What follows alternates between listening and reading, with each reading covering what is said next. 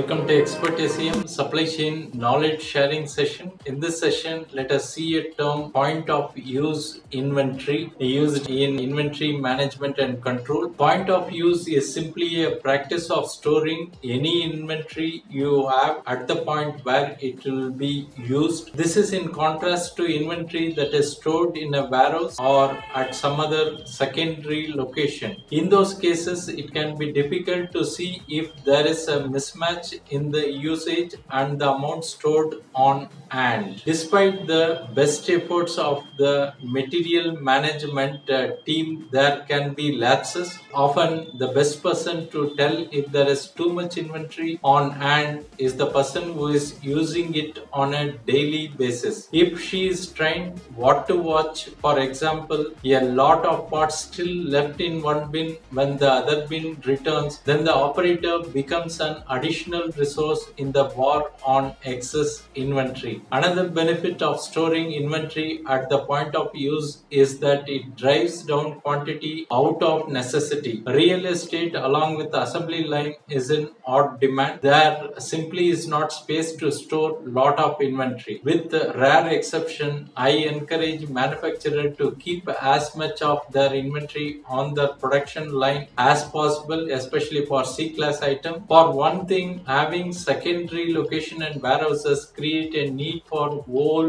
new processes. Someone has to manage the location, replenish the line, build the racking and shelving in multiple locations, and update additional labels or Kanban card with each of the changes. When inventory is expensive, as long lead time or large order quantity, it may make sense to have a secondary location that feeds multiple point of use location on the line. You will often see this for fastener or any C-class item. Many work areas may need same bolt or screws. In most cases, though, secondary location add work that does not exist with the point of use of inventory. Thanks for watching. Bye.